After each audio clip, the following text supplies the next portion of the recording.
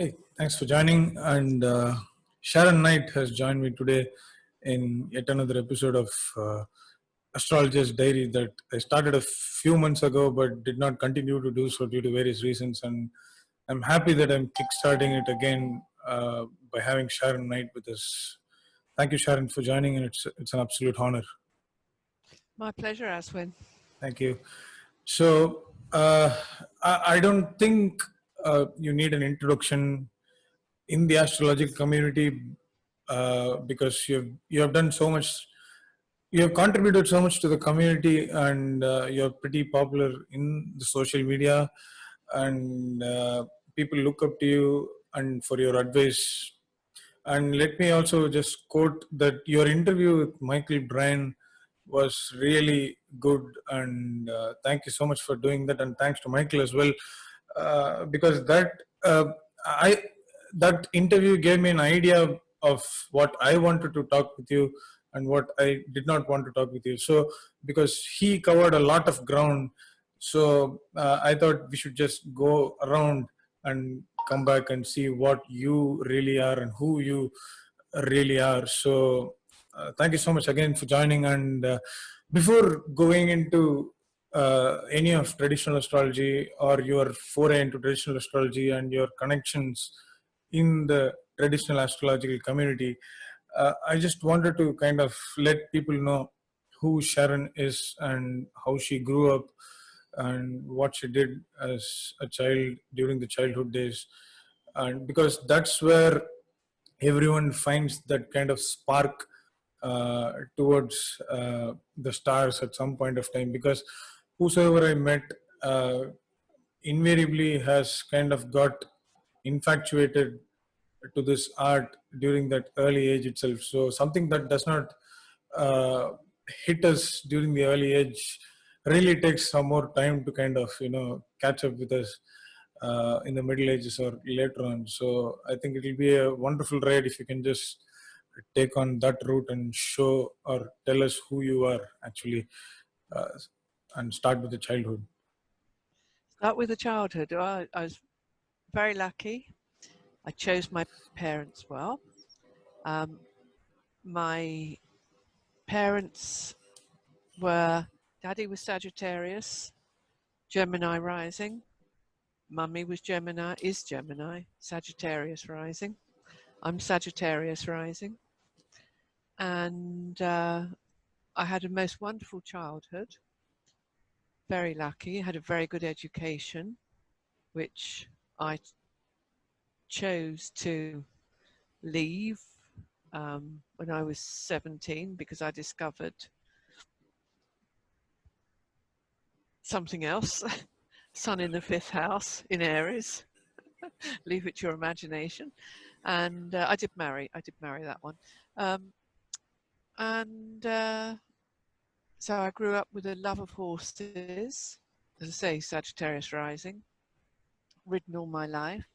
Always had an affinity for nature and for the outdoors and the sky at night, but never really knew about astrology till I was 16. Was then given a copy of Linda Goodman's Sun Sign Astrology. Loved that. Thought that was astrology. And then in my early 20s, I was working for a senior Arab diplomat. I was posted back to London, and somebody came to the house who was, she did tarot, but she was also an astrologer. She was Italian, and she did my chart, which really surprised me because I didn't know there was more to astrology than sun sign astrology. And I then started to study astrology at night school. In those days, it was available in London, and with the faculty. So I was, I've been immensely lucky with my upbringing and my background, and I had plenty of opportunities to indulge my passion for astrology. So I'm the eldest child of my parents, and first house Saturn. Saturn rules the third house in my chart, Aquarius. So I had a younger sister. Um, she was Taurus moon, and she was Taurus sun and moon, and my moon was on her sun. I've got Taurus moon. Cool. So that's the childhood bit. That's sort of the early formative years. Okay. So, I mean, before let's talk about some of the uh, you know early professional studies in your astrological career. Like, who was your first teacher, and how did you kind of how long did it take for you to kind of cross that first uh, hurdle as a student and then step into as a professional astrologer? And was there any other profession that you were kind of doing on the side to kind of help support yourself? Yes, initially my first astrology teacher was Mike Edwards. Mike Edwards was a classicist, and he was bilingual, or in fact may have been trilingual, but he read French, and so he had read Morinus, the entire works of Morinus. He also had bits of William Lilly's work from 48, and he knew Olivia, and Mike and Olivia collaborated to have the entire copy of William Lilly in a facsimile produced by Clive Cavan and Katrina Mundell under the Regulus publication. So that came out in 85. So I was probably studying with Mike around about 82, 83. From Mike Edwards at evening class. Oh, I also studied with Bernard Eccles, but not so much. Bernard was just starting to teach then. And Bernard Eccles is a great astrologer, and again, a classicist. So I then studied with the faculty up to diploma, and I was at the summer school, so that would have been August, and I was, in those days, the faculty did their diploma situation a bit differently to today. Well, everything's different from those times. And my then tutor, I had written something, but I'd incorporated some traditional material, and she put a big red mark through my paper. I think this is on Mychal's interview, and said, we don't do predictions. And I thought, well, then this astrology is rubbish. Why am I studying it? And at the summer school, a lovely gentleman, Ron Gwyn, said to me, what's the matter? I told him. He said, you need Olivia, my dear. So I went down to see Olivia within 3 days, and she fortunately took me on as her personal student, and taught me astrology. Yeah, so I studied with Olivia and gained the QHP and became one of her tutors. And as one of her tutors, Olivia insisted that I support this new project coming out of America, Project Hindsight. And so we didn't really know what it was at the time, actually. We just had to contribute money. And of course, then we would get the classical Greek and some of the Latin texts I had as well. So when I got these pamphlets, and you have to remember, this is in the early to mid 90s, before the internet, really, before, certainly before social media. So there was nobody I knew that was interested in these little books with all these techniques. And I really, really struggled. And sometimes I would think I would understand it, and I would apply the techniques. And when they worked, I'd use them. And in actual fact, one of the first things to my mind, of great importance that came out of those books, out of the Project Hindsight booklets, was triplicity. It, although Lily mentioned triplicity, but having seen how Valence used triplicity, the triplicity rulers, three triplicity rulers in chart delineation, that I think that was one of the most transformative of the techniques that I learnt first off. And in actual fact, I think I gave a talk on it in the mid-90s. That was in those days, there's something in London called the Astrological Lodge of London, which has been going for many years, and it's part of the Theosophist school. And indeed, it's associated with Leo and Madame Blavatsky and all that lot. And there's a lovely lady called Annabella Kitson who would organise these history days. So I was asked to speak on some classical astrology. So I spoke about triplicity rulers. And as I say, then I used that technique for a number of years. And I was gradually learning about perfections. I was never sure I really had it right, because I say nobody else I knew had these books or was interested, because everybody was interested in the latest Jungian stuff. That was I mean, that was what astrology was. It was psychotherapy as opposed to predictive, practical, in my eyes. I mean, obviously helping people psychologically is very practical, but actually being able, like with Vedic or Jyotish astrology, it's realistic. It pertains to the person and to the people you will meet and encounter in your life. Whereas modern psychological astrology doesn't say with regard to partners or marriage, you will meet someone who's got flaxen hair, who will be quite dogmatic, quite regal, who have broad front teeth, and you can give somebody basically a description. No, not with psychological astrology.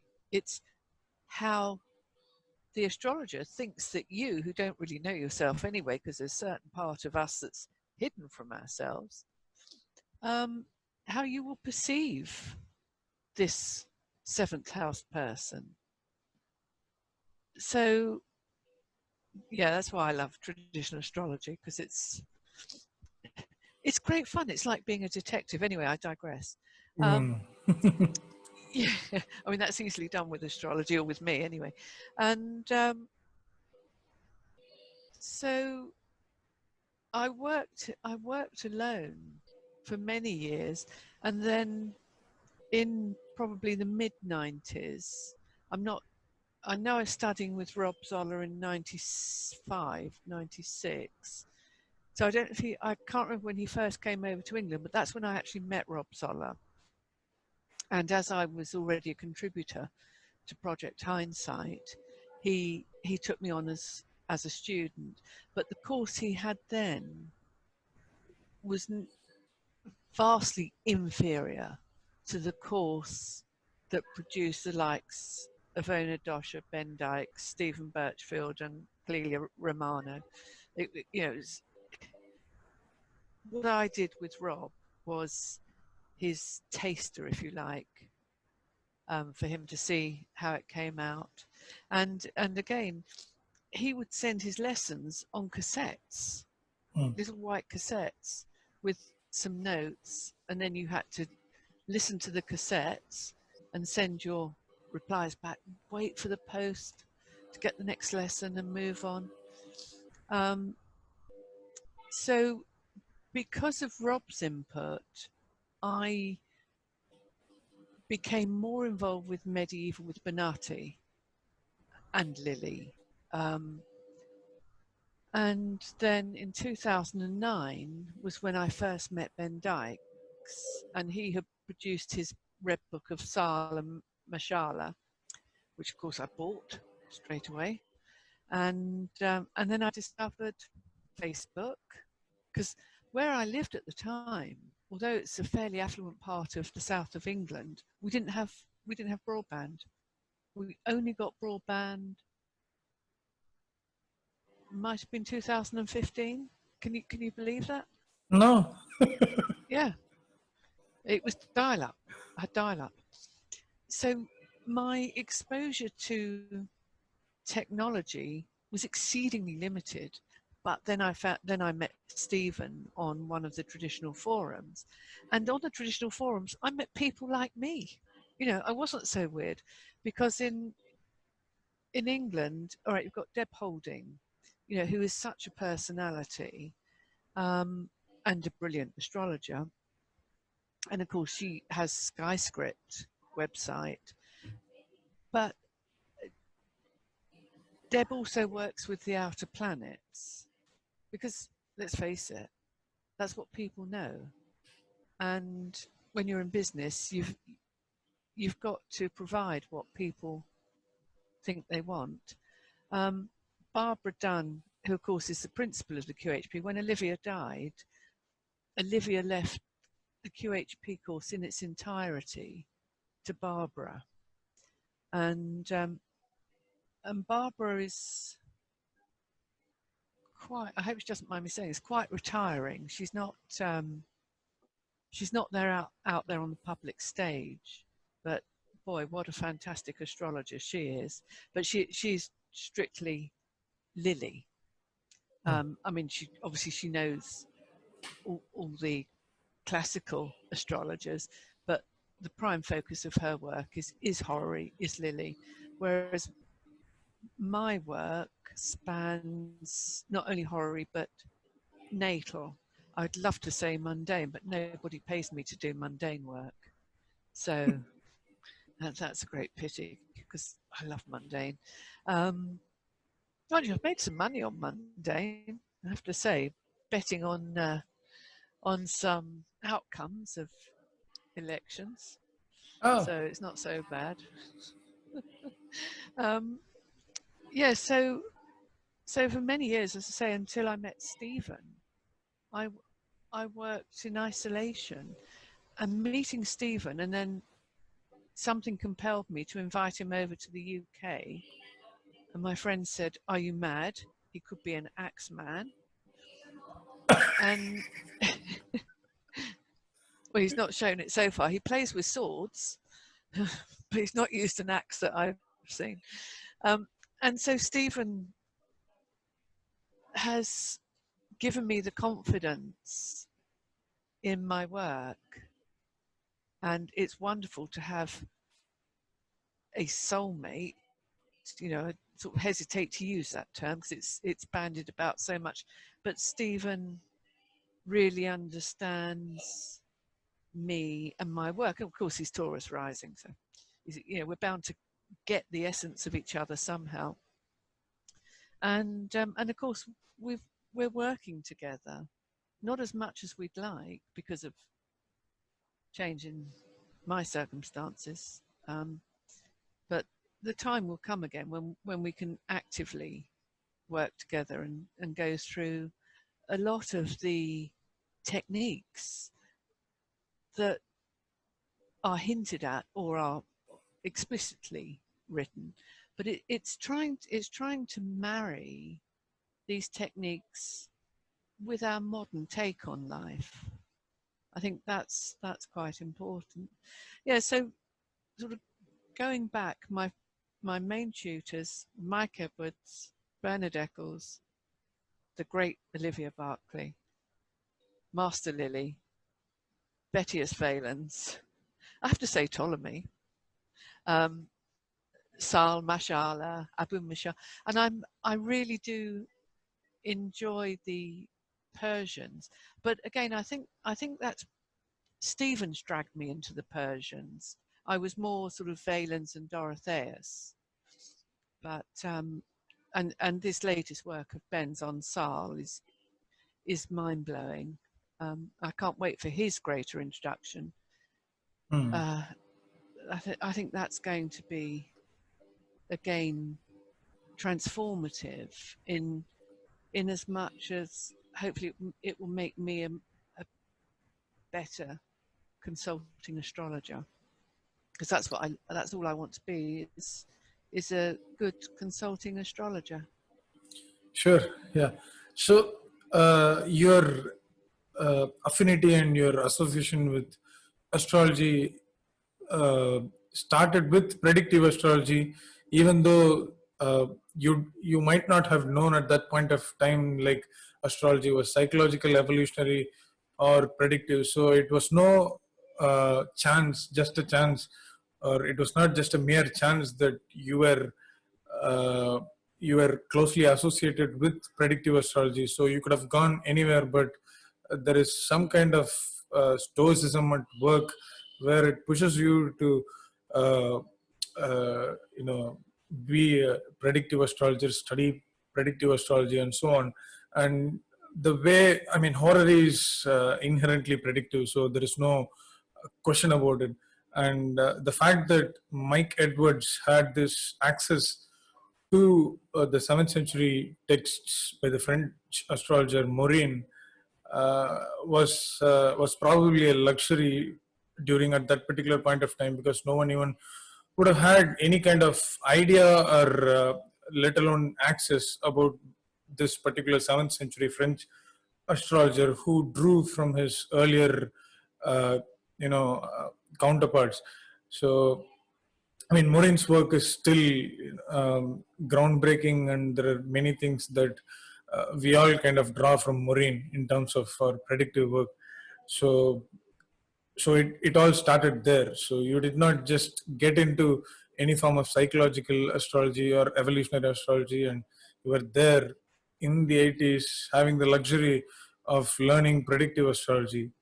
So, and I don't think that's just a chance. So let's kind of talk about a little bit about your time with Robert Zoller and how much you spent with him studying. Of course, I mean, there would have been less time meeting each other, but at least through letters or emails or some form of communication would give us. I mean, I personally have never even known except for what he has done.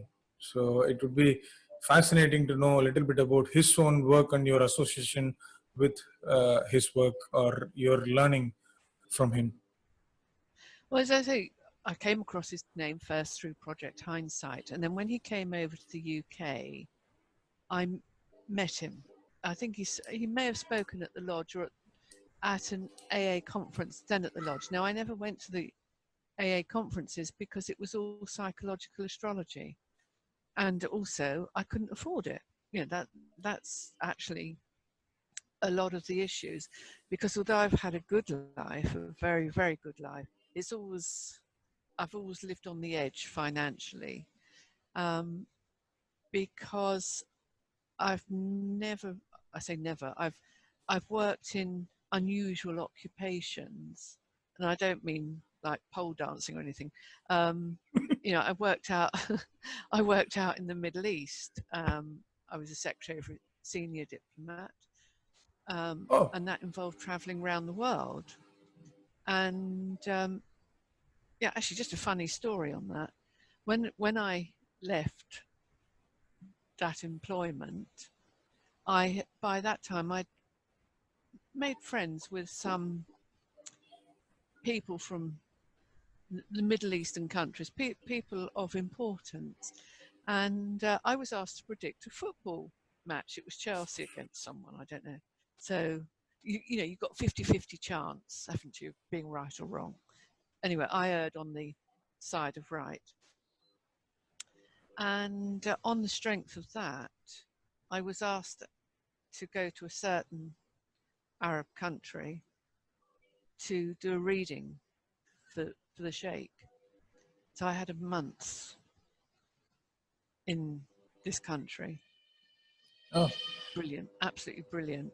But when His Highness asked me to do his chart. And I'll tell you how long ago this was. That was when, before Solar Fire, it was a program called EZ. Can't think what it was. And it had dots. When it produced the charts, they were dots. So I went out and sat in his guest palace, and he asked me the question, and I looked at the chart. Saturn was in the 7th, and I thought, uh-oh, there goes my golden diamond watch. And I was right. So he asked me the question, and I said, do you want me to tell you this in front of everybody? Oh, yes, no problem. So I gave him my reading. No, that's not right. And then 2 days later, and I felt such a fool. I thought, how can I be so wrong? Because I was quite naive. And anyway, 2 days later, I had a message back from Palace to say that I was correct. Oh, So yeah, yeah, so that was I kind of had an idea that this is going to be a happy ending. Happy ending. So well, it's a happy ending. I got to go to a country I wouldn't have gone to. I got to meet the guitarist from the Gypsy Kings with the silver fingers, Manuel de Plattis, and I had a blast, absolute blast. And that actually, again, this is something sort of pertinent. When I went to this particular country, there was a big drive on to get rid of fortune tellers. And when I asked His Highness why I was allowed to stay there for a month, and he got people to come to me, for readings. And he said, and he was such a beautiful man, and he said to me, he said, my dear, where do you think your 3 wise men came from in the Bible? They were astrologers. So that's how he allowed astrology to have exposure. So see, that was one of the instances where horary really came in useful, because when I asked him for his date, place, and time of birth, if known, he said all he knew was he was born prematurely. His mother was on the back of a camel going up a sand dune. She fell off, and he was born. oh, So he didn't know how old he was. He had no idea. okay. So what can you do but use horary? So that's a nice little horary story. I mean, this is Um, almost like someone living in the 7th or 8th century, doing war astrology or horary astrology in the court of some Persian king. yeah. So, Yes, great. and again, this is something we forget, that in the olden days, people didn't have clocks and watches. They may have had water clocks, and they may have, if they lived close enough to the church, they would have heard the church bells, or the father might have looked out and seen the time on the church clock. But people, by and large, didn't know their birth times. And this is why horary was so important, that people would go to Lily with a flask of urine and say, can you tell me, is my master or mistress going to recover? When will they die? Which will die first, husband or wife? Hmm, It's only sure. today we've got such attention to detail with exact times, because we have the wherewithal. But even that raises controversy, because take the case of Trump, and I'm sure you've heard me or Stephen Hmm. talk about Trump's chart. No getting away from his time of 1054. That is the recorded popular birth time. There are other birth times, but that is the generally accepted time, 1054. Well, when you look at the minute, the 54th minute on a program such as Solar Fire, I'm sure there are other programs do the same thing, and you use the animate function, it is only Leo for 18 seconds of that 54th minute. The rest of that minute is Virgo. Now, when you Mm. think about Trump's wives, plural, they're all very beautiful, intelligent women. And if you look at Jupiter to indicate his wives, it gives a telling story. But if you take the Leo ascendant and you look at Saturn for his wives, I don't think you'd say Trump's wives were bent, lowering eyebrows, shuffling feet, knock-kneed, dark, surly, would you? Yeah, Quite that's the opposite. And all, a lot of astrologers who hate Trump predict his demise sort of virtually on a monthly basis. And then they do genuinely seem to scratch their head and say, well, I don't know why he's not died or been imprisoned. He should have done. And of course, if you say, well, why don't you just try working with a Virgo ascendant? He's got obsessive compulsive disorder, washes his hands constantly. That's Virgo. It's not Leo. Yes, he's got Regulus, the fixed star. That will affect his ascendant always. But the actual characteristics between Mercury and the Sun might give you an idea. So anyway, I've digressed, that's haven't I? yeah, no problem. But I think regarding predicting Trump's whatever it may be, impeachment or anything, uh, I think that's also another story where people try to see things they want to see and they don't really care to see what really the Mm, astrology says. mm. That's something I've been in conversation with someone else for quite a long time. So I just kind of make sure that I won't get into this Trump thing because it's not going to kind of lead us anywhere because there are people No, it who won't. want to, yeah. Yeah. So, yeah, people It, see what they want to see. That's the truth. yes, yes. And I think that's one of the hardest things for being an astrologer is to take yourself out of the chart and just read the chart. Uh, and this is one of the things I find very difficult when friends ask me to do the chart. It's almost impossible for me to divorce myself from them, and I try to give them what I know they want. Um, but you can't.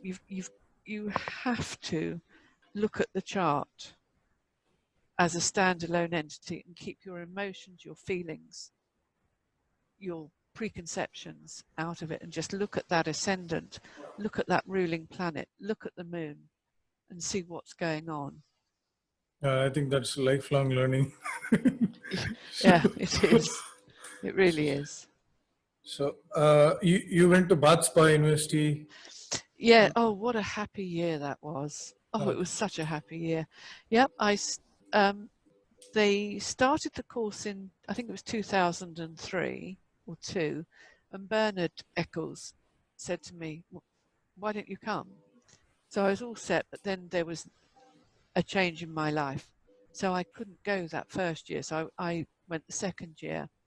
And I knew from my own chart that I had a difficult time coming up. So I thought, right, I've just got to park the rest of my life to one side and do this MA. And it was fabulous. The thing is, with the MA, it was at Bath Spa, held in a cow barn, a converted cow shed. Well, Taurus moon, happy or not? Yes, really happy. The people, there was Bernadette Brady, stand back in awe, the goddess of astrology. I sat next to one of the most beautiful souls I think I've ever met. She's very modern, Darby Costello. She is lovely. So we sat together, and then the other side, I had Ros Park. Ros Park is an Egyptologist and astrologer of, you know, astounding ability. But Darby and I, we sat there, we never spoke to each other. We just say, wow, wow. And that was it. It was great. And that was Dr. Michael York was the head, and Nick Mm. then, afterwards took over. So you didn't actually do astrology as such. So for one whole year, I didn't practice any astrology. But what I did my thesis on the use of astrology in medicine in the 16th and 17th century. And the great thing was having access to the Bodleian Library to actually hold William Lilly's notebooks. Can you Uh, imagine what that was like? And uh, and be in this hall of learning at Oxford in the library. It, for a bookworm, I really thought I had died and gone to heaven. It it was incredible, and the excitement, waiting for them to bring the books up that you'd ordered, the notebooks of Lilly and Napier and various other astrologers at the time, and doctors. So, gosh, you see, so this is how my life is so lucky. I didn't have a penny to bless myself with, but I've always had opportunity, and I've taken it when I could. okay. So, yeah, so that was Bath Spa. And from that, it sharpened up my writing for my clients, because you learn to write in an academic way. And it was just the whole experience of being with a group of like-minded individuals who all have astrology as the background. And people went off in different directions, but it was the fundamental basis of Nick Campion and Mm. his passion for astrology that got us all there. Yeah, so Wonderful. I got my MA in 2004. Oh, cool. So you had exposure to university studies, and I mean, writing from an academic's point of view is really important, and I think everyone needs to learn that, so that it becomes easier for us to write other papers or books or whatever it may be. So apart from that, MA is actually an very integral experience of our future career. I think this takes us to herbalism, and how I think you also got diagnosed with cancer, and I think it will be important for us to hear how herbalism and astrology kind of played dual role uh, in kind of shaping you up into a different individual from what you were before. Because I'm sure such an experience, I mean, seemingly terminal experience, kind of changes the human being entirely. I mean, there surely is a 360-degree turnaround. So I'm sure you also experienced something like that. So yeah. Yeah, well, let's just, so if we backtrack slightly, Mm. I was in London in the 80s, in the era of rampant consumerism. I had designer clothes. I was see, this is Jupiter in the 11th house. I had a friend who was a very well-known fashion designer, and in those days I was somewhat slimmer than I am today, but I was still the same height, and she used to let me borrow her model clothes. I could go to her atelier and borrow her clothes that she would use to show her designs, and it was wonderful. They were such heady days. It I was lucky to grow up in and experience that freedom, because it was so free. And then, of course, we had the 90s with the property crash and stock market crash, and the world changed. So I guess I was really rather shallow. Um, I had a hedonistic lifestyle. And then my husband died in 96. So I was 38 when he died. And being with him was one of the highlights of my life, because to have been totally loved and adored by someone completely was a gift, an absolute gift.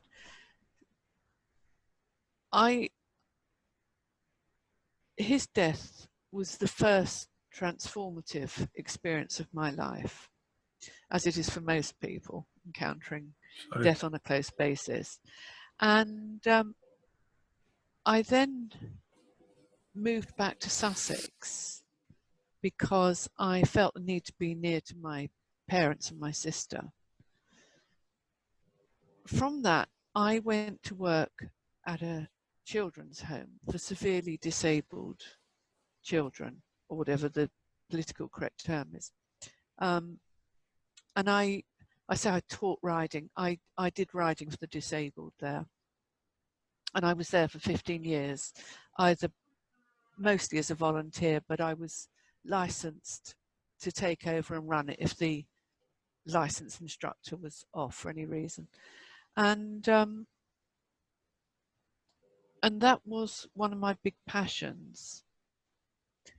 And then in 2010, I was diagnosed for the first time with breast cancer. So it was low grade, and they said they did a couple of scrapes to try and get all these cells out. And I went back the third time, and the dear consultant, what a rotten job they have. So I could see what he was trying to say. So in the end, I said to him, I said, look, you and I both know where this is going. I said, just book me in for a mastectomy. Let's get it over and done with. So I had a mastectomy. Unfortunately, I've never been body conscious. So it didn't really bother me that much. I guess if I'd been very well endowed, I might have felt a bit different, but I wasn't. And so they did some reconstructive surgery, so that was fine. And then I went, part of the reconstructive surgery took time. So about a year and a half later, it must have been a couple of years later, I felt a lump under my arm. Well, I shouldn't have felt a lump under my arm.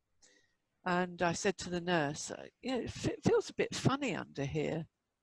And she said, oh, it's the after effects, it's scar tissue. So I said, okay. And then, so that was left for about 6 months. And I thought, I'm not happy. There's definitely something not right.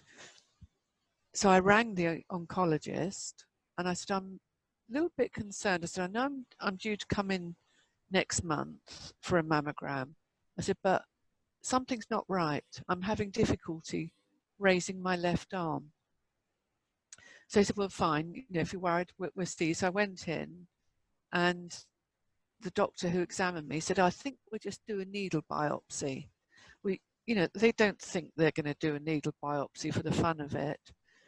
So I went home and I ordered a juicer there and then, because I knew there was something wrong with my body. Now, sort of backtracking again, I know I go forwards and backwards. When I finished the MA at Bath Spa, I wanted to study. And one of my interests had always been natural medicine or herbalism. When I looked into studying to become a qualified herbalist, medical herbalist, it was £35,000 and a 5-year course. I didn't have 35,000 and I didn't have time for a 5-year course. So I found a course that gave a theoretically recognized herbal qualification. So I did that and passed. So I had a fairly good idea of natural remedies that would grow my garden. I planted my garden up with various herbs. And so I went on a juicing diet. That was the first thing I did. Started juicing. The juicer arrived like 3 days later. And then they called me back and they said, bring someone with you. So, oh, and also, see, by this time my back had gone. I was in an awful lot of pain with my back. So my sister came with me and the consultant said, I'm very sorry to tell you, but you've got advanced metastatic cancer and you've possibly got 4 to 6 months to live, because it was in my spine. So I said, well, I think you're wrong. Well, I mean, they weren't wrong. And so I then had to go through all the tests, and it showed that the cancer was in one of the vertebrae in my spine and possibly on an ovary and possibly on a spot on my liver. So that was, you know, it was pretty conclusive, and I've actually got the letter which says we can give you 4 to 6 months. With treatment, you could perhaps survive up to a year. And then I looked at my astrology and I thought, solar arc looks positive. My Mars was in Pisces on the fixed star Shia. Now Shia is the drowning star, but I call it something, a word I won't say, but it's 4 letters, begins with S, finishes with T, star. And then I went to meet the oncologist, the new oncologist, and he told me this regime that they were going to put me on. And I said, I don't agree with it. Because I'm a herbalist. I want to do it naturally. And my mum and my sister said, please, please do the chemo for us. So what I did, I combined the two, the chemo and the herbalism. So I did juicing. I looked fantastic. I lost loads of weight. My hair shone, my skin shone. And then I started the chemo. Then I had no hair and my skin didn't shine. But interestingly, my red blood cells were really strong. And I was having intensive chemo fortnightly. Most people have it 3 weeks. I was having it fortnightly. And in conjunction with my herbalist, who was a medically qualified herbalist, between us, we worked out various herbs for me to take. And obviously for everybody, depending on their body type, their humoral type. And of course, I know my humoral temperament is sanguine. So that was quite lucky. And I went through the chemo. And then it was the radiotherapy, which I did not want to do. But again, I bowed to family pressure and had the radiotherapy. And I think that was 2013. So 4 to 6 months, you know, I'm still here, 2020, 7 years later. Yeah, gladly. And so was it a belief in my astrology that I wasn't going to die? Was it that enabled my body to turn itself around and fight off this alien? But I really do feel my astrology helped keep me going, because I had a focus outside of me all the time. I'm not interested. I live with me. I'm not interested in me. I'm interested in the world. I'm interested in other people. And I'm interested in seeing how the astrology correlates with world events, with people's lives. So, yes, so for anybody facing a terminal diagnosis, we're all going to die. It's a given. It's just, can we stretch out the day of death as long as possible? And I think we can do it by being happy as much as we can, eating sensibly, and using the best of everything available, which is modern drugs and natural herbs. And if you've got an astrologer, they'll say to you, yeah, okay, that month's not going to be that brilliant, so close down for that month, but the next month the light starts to shine again. It's like the seasons, isn't it? We know winter, darkest time here in the Northern Hemisphere, but you hit that spot on the 24th of December and the sun's going to start to come up and up and up and up and up, and the light returns to life. So yeah, so Yeah, that's the cancer story. Yes, I'm still here. yeah, yeah, that's very good. I mean, uh, the fact that you're here is very good, not the cancer. So, uh, yeah. Yeah, I read this like 2 years back uh, in in one of your articles for the Astrological Journal. I think it's the July August issue of 2015. So you, so that's one there, but now I have far more clear picture into it. So that's I mean, everyone needs to know because it's inspiring. So that's basically the reason why I wanted you to like put it out to the people. And the next thing is like your experience um in lecturing as an astrologer and astrology conferences and schools and whatnot, because you're still teaching, you will continue to teach. So yeah. Well, here in the UK, as I've mentioned, traditional astrology is not popular in any way, shape, or form, or it wasn't.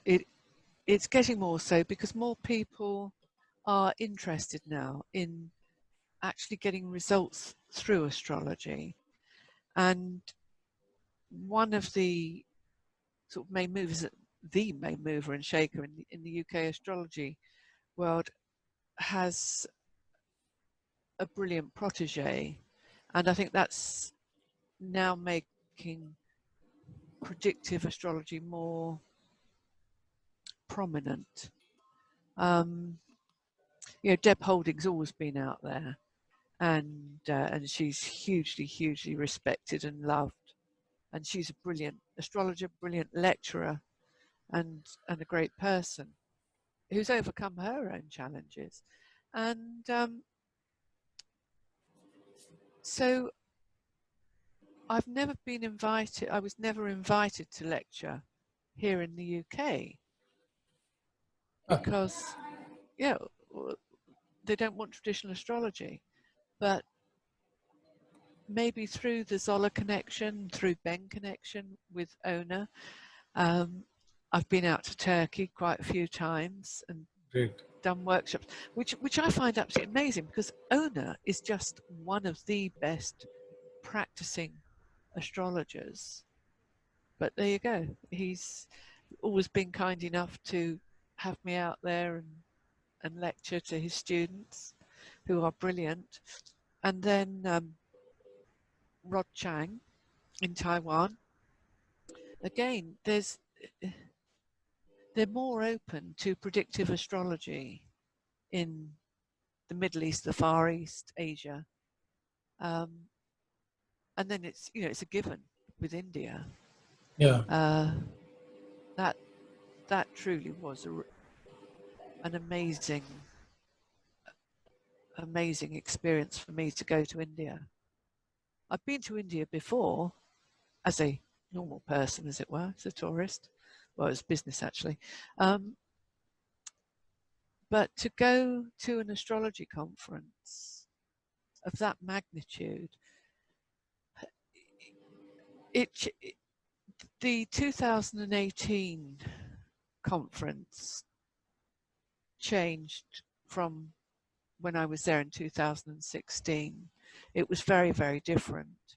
In 2016, we were in one big auditorium, it was about 1,000 people, and there was only maybe 20-ish Western astrologers. And for me to have exposure to a long lineage of predictive astrology, i.e. Jyotish or Vedic. I never know which to call it. Is it Jyotish if it's southern and Vedic if it's northern?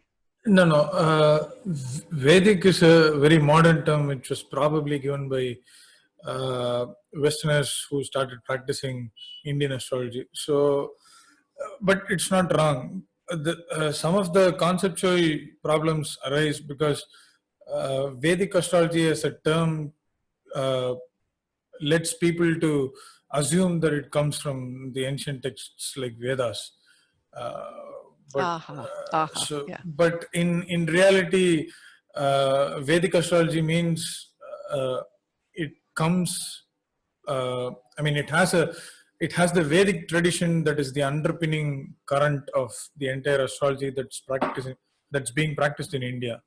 So you may use Vedic astrology or Indian astrology or Jyotish. Everything is one and the same. So. Right. Well, I always, again, talking about me, which I guess in my mid-20s, I had a fantastic yoga teacher in London, and he was a yogi. He was amazing, and I can remember him talking about astrology, but of course it was so different to the Linda Goodman sun sign astrology that I never really followed him up on it. But that obviously wasn't my path. And but for many years, once I discovered traditional astrology, I tried to find a good Indian astrologer in the UK because I feel that Indian astrology is so practical, so factual, and so specific, more so than Western astrology. But I was never able to find an Indian astrologer here in the UK. There is obviously there's Camilla Saturn, who's well known, but when I was looking, there wasn't any way of finding somebody who was a genuine Indian astrologer. So, but I think that's why I respect India so much, that it, again, as with Ayurvedic medicine, it's kept pure this tradition of predictive, practical, applicable astrology. And we know that classical traditional astrology and Indian astrology have a lot in common and are similar in various ways, but they're different because obviously Indian uses constellational, we use tropical, and we'll leave it at that. Otherwise, we'll get into a Trumpian minefield. So, India was truly remarkable, truly remarkable. And again, I was blessed because I was able to take Mum with me, and for her to fulfill a lifelong dream, which was to go to India, where her father had been stationed in the war. And yeah, he was. I mean, how vast is India? Grandad was stationed in India, And we don't know where it was he was. And he came from a family of 13 from the streets, literally streets of London. Grandad didn't have any shoes till he was 13. And that's not a story, that is fact. And he was in the middle of India somewhere, and a soldier walked past him and said, "Hello, Billy boy," and it was one of his brothers. So, and Grandad told stories of India and how he loved India, and Mum had always wanted to go. So when I was going, I said, "Well, look, we can go and we can do the Golden Triangle, go see the Taj Mahal, basically, and because it's such a romantic, beautiful place." So I said to Mum, "You're going to have to put up with a few days of me doing the woo-woo stuff." But it was great because finally she got to see what her daughter did, and the fact that I then won was quite remarkable, really quite remarkable.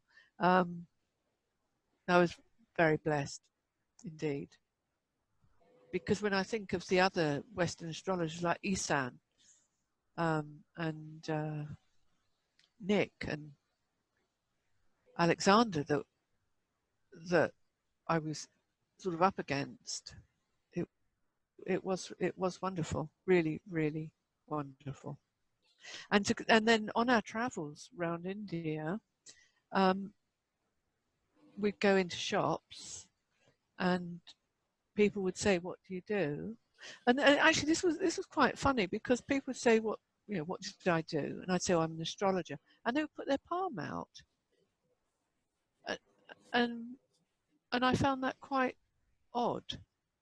So when they Yeah, thought a it's Westerner, because palmistry is also equally very famous here. So. yes, yeah,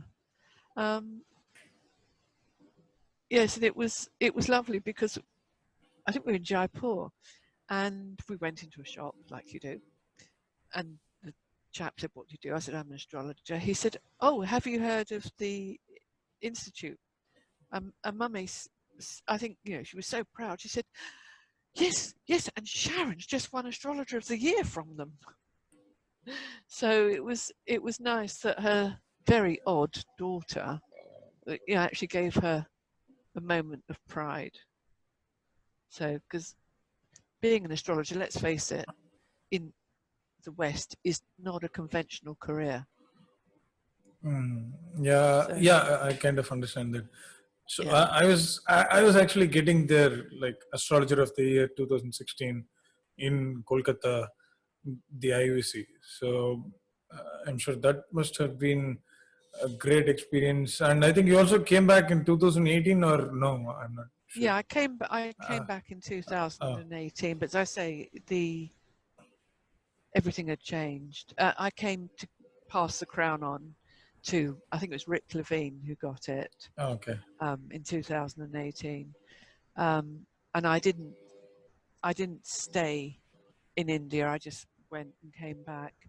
Um, yeah, it was disappointing because certain things that I'd hoped would have happened, because let's be honest, I won $10,000, which I didn't expect, because I had assumed that the money would go to one of his students, to an Indian student, and it didn't. And as I said to you, I live on the, I mean, yeah, all right, I'm comfortably on the breadline, but I've never had extra money.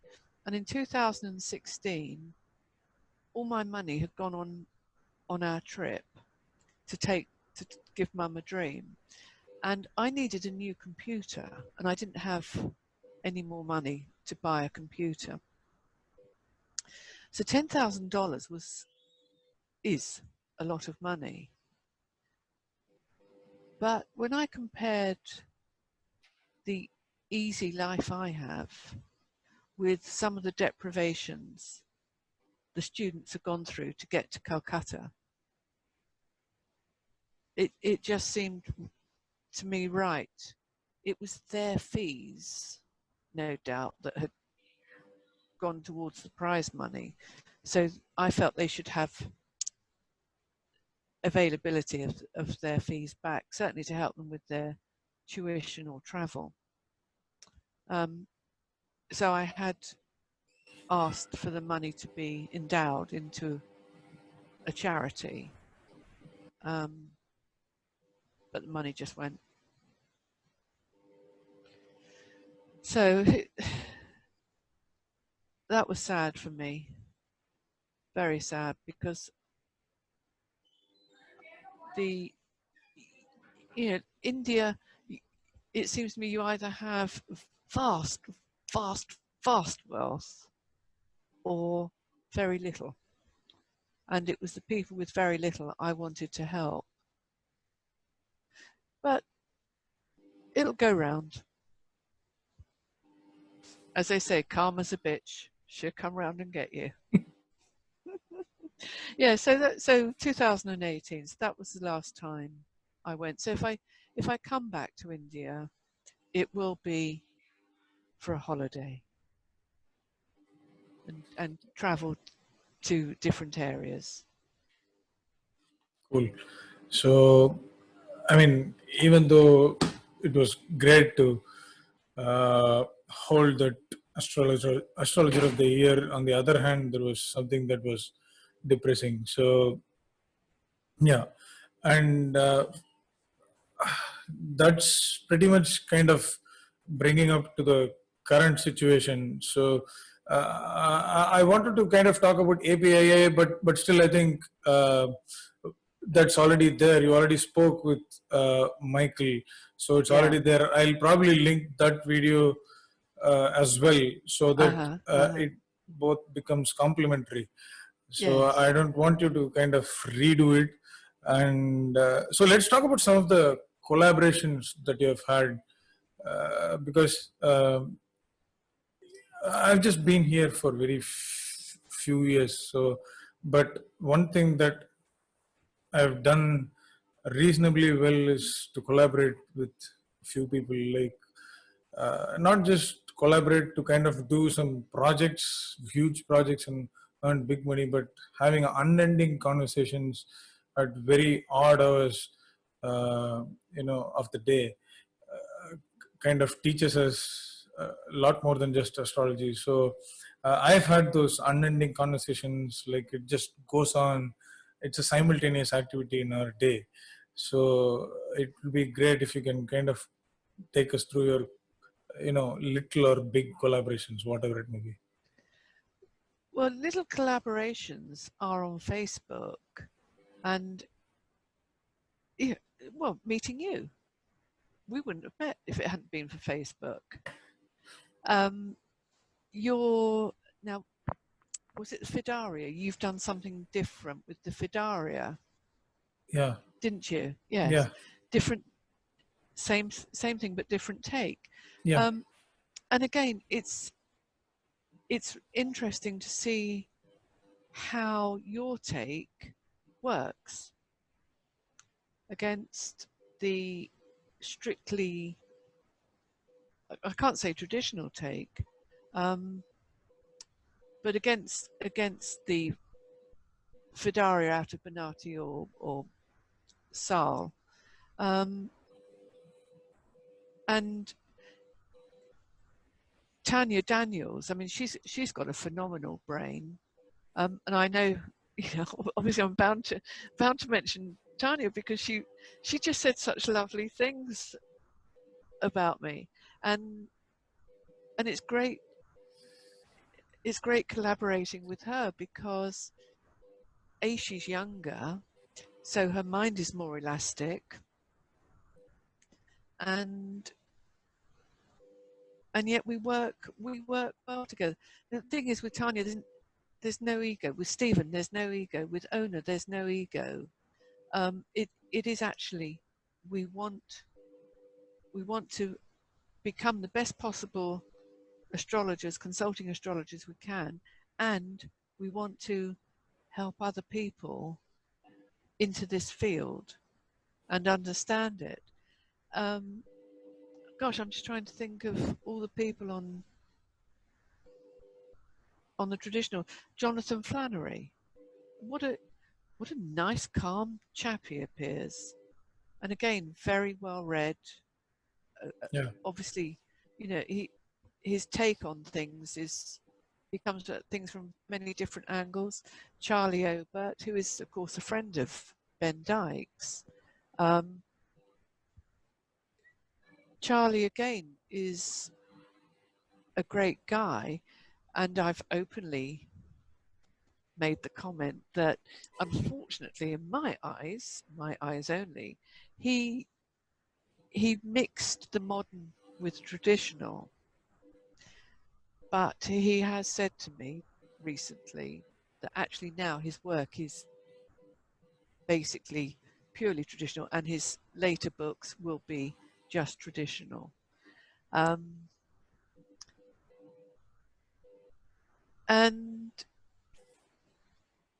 then there's Peter James Clark. I mean, there's a whole host of traditional astrologers, and Ishan in Iran. Iran. Who, I mean, again, what a lovely, giving man he is. He gives of his knowledge so freely. When I was doing a talk on Fidarat, and he gave me a few pointers. He explained the Arabic term far dar. It's light. I think I've forgotten it. God, it killed me. But this is where the collaboration comes in. Just these snippets opens a doorway into more knowledge, deeper knowledge.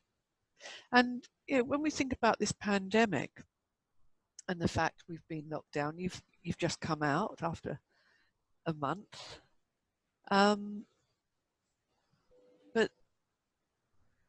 I think it's brought people a lot closer together and made people a lot more considerate towards one another and one another's viewpoints. They're going to be a little more accommodating, reaching a compromise. You don't have to agree. You can strongly disagree, but you can strongly disagree in a way that keeps you both friends. Yeah, sure. And I think this, for all of us on this platform, it's proven to be an unusual godsend. Sure. Yeah, I mean, it's a gift. So let's just put it to better use by being together. Yes. So into the future. Into the future. Well, this is it, isn't it? We should be able to know what's coming. And when you mentioned to me about looking at the future, and I was thinking, oh yeah, future of astrology, sort of generally. But then you Yeah, said, no, that's you. it's a future of astrology, traditional astrology, and uh, if it is okay, you as well. So yeah. Well, I think now that Chris Brennan came here to the UK last year at the conference, and he single-handedly brought the two factions, modern and traditional, together. If you could have felt the atmosphere last year that Chris generated, it was wonderful. It was really wonderful. So I can only talk from the UK perspective. There is more acceptance now, more recognition that traditional astrology is not so predetermined, is not so fatalistic, that there are get out clauses. If you see a planet in the 12th house, retrograde, besieged, you can, if you know enough astrology, you can actually look to see who can help it. There is always a way out, whether it's the bound lord or term lord or the decan or the face lord. There's somebody who's going to offer a helping hand, and that's life. It's very rare for someone to be totally alone in the gutter. Someone will always either join you in the gutter or try and lift you out of the gutter. And that is it with traditional astrology. Yes, it is fatalistic in as much as you write your own fate. If we go to Plato and the myth of you choose your own fate, you have opportunities. It is part of your humoral temperament as to how you will approach the opportunities, but ultimately that is the only part of free will you have, is how you choose to approach an opportunity, either with a smile or with a frown. It's much easier to approach everything with a smile. You get more results that way. As for me, looking into the future, I never look at my chart. So I Yeah. thought, right, I'm going to look. So I've done my solar return for next year, and it's really interesting. I can't read it. No, I'm kidding. I'm kidding. Okay. I've got Aries rising. So my sun is 3 degrees Aries. So next year is 7 degrees Aries rising, sun 3 degrees, Venus 3 degrees. So Venus is Cazimi. Venus rules the 7th house. Mm-hmm. Yeah, I wonder. I've got Jupiter and Saturn in Aquarius in the 11th. So Jupiter is sextiling my natal Mercury, who's 21 Aries. And Saturn is just past my peregrine Mars at 5 degrees Aries. The only downside, perhaps, is Mercury in Pisces in the 12th. Well, that's all right. Jupiter can't see him. The moon can't see him. Oh, but who sees him by an exact square? Mars, out of the 3rd. Well, I've lost my sister this year, so that's not going to happen next year. I've got moon in the 5th, in Leo at 4. So she's trining my sun and Venus. Mm-hmm. Could be fun. Interesting. And so next year I go into a 4th house perfected year, which is natally Virgo. No, what am I saying? Virgo? Pisces. Yes. And my Fidaria next year is Mercury and Jupiter. Okay. So as I say, cool. they are in opposition natally, but at least my Mercury is very wide of the sun, so I'm not going to get dementia next year. So that's good. My Mercury's not burnt up. Might be a little bit muddled as it's in Pisces. Mm. So yeah, and friends and allies will come to my rescue as they always do. Sure. So that, yeah, it looks, I mean, life, whether or not because I experienced the loss of my husband at a relatively young age and then was faced with not strutting around on planet Earth for too much longer. But to me, every day is a gift, and every day is an opportunity to study astrology. I go to bed. I don't read books anymore. I just read astrology books. I've got, they're piled high by the bed, round the bed. You can see probably behind me, that bookcase is mostly astrology books. This brown thing, hang on, this is funny, isn't it, trying to do it? No, that's the wrong. Yeah. Oh, anyway, behind me is a brown stripe. That's a bookcase. And in that bookcase are my Project Hindsight, all Ben's books, Lily, Barbara Dunn's books, Ptolemy, Manilius. So you get the picture. Sure. books relating to the 17th, 16th, and earlier century. And then in my garage, there's more astrology books that can't come in the house because there's no room. Hey, and guess what? Secret. I've just ordered some more astrology books. So I think Great. I can safely predict next year and the remainder of this year we'll be reading astrology books. Yeah, I mean, with what's lying behind you, so I don't think there is any other option. So There's no option, is there? Doomed, doomed, doomed. gladly doomed. So Yes, happily doomed. yeah. So I think we kind of covered whatever we wanted to, or whatever I had in my mind.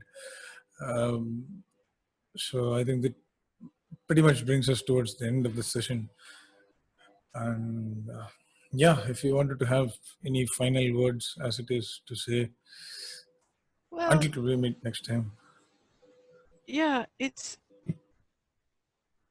don't underestimate the gift of Facebook, because it's brought me you, it's brought me Stephen, it's brought me so many people, and it works two ways. And if we can all help one another with translations, with studying, with putting things into practice, because there's Levente Laszlo, I probably pronounced it wrong. You know, he again is doing such. Sorry, my eyes are running. Is doing such great work on his own. I know we go on about Ben all the time, but Levante is picking up the strands where Ben is busy with the Arabic stuff. And all I would ask is that we are respectful of one another, that we must recognize we're all stumbling in the dark trying to find the light. So instead of trying to trip one another up, let's hold out a candle. Let's help each other to become better astrologers, to understand this great tradition that we have in the East and the West, and use it to help not just ourselves, but to help others in the main, and do it in a way that is respectful of this divine knowledge from the gods. And that's it, really. Very well put. So yeah, let's just say it ends here, but I hope we'll come back again to do some other work. And thank you so much for joining. It's been a wonderful ride the past 2.5 hours. Oh gosh. Yeah, even before we started the actual, the formal Yes. thing. So thank you so much. Oh, my pleasure, Aswin. Look forward to seeing you soon.